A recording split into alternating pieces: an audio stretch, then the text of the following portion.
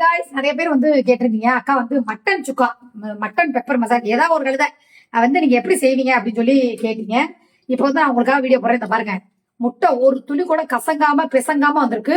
குக்கர்ல தான் வச்சேன். கொஞ்சோண்டு கல் உப்பு போட்டு ஒரே விசில் விட்டு ஒரு 5 நிமிஷம் அப்படியே விசில் அடங்குற வரைக்கும் விட்டுட்டு எடுத்து பாத்தீங்கன்னா இந்த மாதிரி முழுசு முழுசா இருக்கும். சூப்பரா உரிச்சுக்கலாம். இப்போ வந்து பாத்தீங்கன்னா அடுத்து வந்து தோசைக்கல். தோசைக்கல் தெரியுதா? ஏன் மூஞ்சி தெரியாது? தோசை கல்லு. இந்த கல்லுல கொஞ்சமா இப்ப எண்ணெய் விட்டுருக்கேன். இப்ப என்ன பண்றீங்கன்னா முட்டையை இப்படி ரெண்டா கட் பண்ணி வச்சுக்கலாம். சூப்பரா வந்துருக்கு பாருங்க, அழகா. குக்கர் கல் உப்பு போட்டு வைங்க. வெறும் குக்கர்ல வச்சீங்கன்னா முட்டை உடஞ்சு மஞ்சள் தனியா வந்துடும். குடல் குத்தணி எல்லாம் வெளியே தனியா வர்ற மாதிரி லைட்டா கல் உப்பு, ஒரு விசிலு. திறந்துடாதீங்க, விசில் அதுவா அடங்கட்டும். திறந்து பாருங்க. ஏன்னா குழந்தைங்களுக்கு டெய்லி காலைல முட்டை வச்சு கொடுப்பீங்க. அப்போ வந்து உங்களுக்கு சிலிண்டர் வேஸ்ட் ஆகக்கூடாது. இப்ப பாருங்க என்ன நல்லா காஞ்சிருச்சு. இதுல வந்து இப்ப பாத்தீங்கன்னா இருக்க இது வந்து லேசா, இது வந்து நான் வீட்டுல அரைச்ச மசால் பொடி.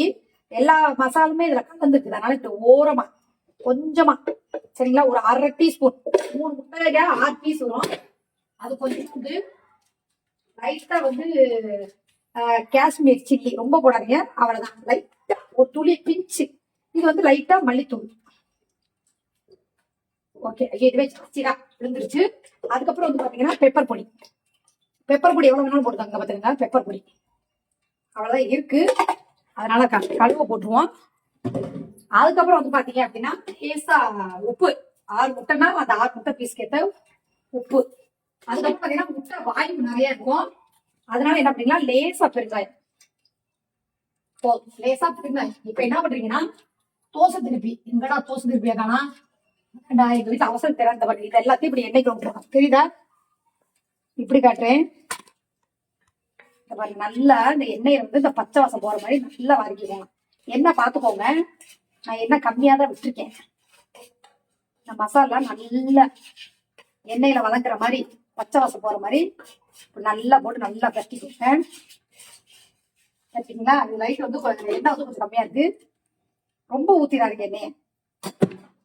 நல்லா போட்டு அடுப்பு சிம்பிளா தான் வச்சிருக்கேன். தெரியுதா? போட்டு பரட்டிட்டு இந்த முட்டையை இப்படி மல்லாக்க போட்டுறோம். நீங்க வெறும் மிளகாத்தூள் பெப்பர் பொடி தூவி கூட தூவிங்க, அது உங்க விருப்பம். நான் இப்படிதான் பண்ணேன். சரியா? அப்படியே பாசம் சும்மா இருக்கு. ஏன்னா வீட்டுல அரைச்ச மசாலே எல்லாம் இருக்கு. பாருங்க எப்படி இருக்கு.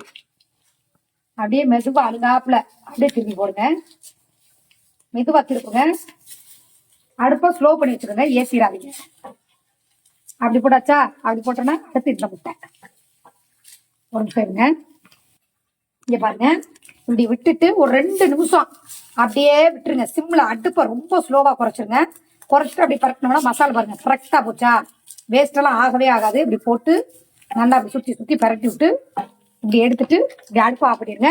அப்படியே வைக்கணும். இதான் முட்டை மாஸ். முட்டை வந்து சூப்பரா இருக்கும் சாப்பாடுக்கு. ட்ரை பண்ணி பார்த்துட்டு எப்படி இருக்குன்னு சொல்லுங்க. ஓகே, பாய்.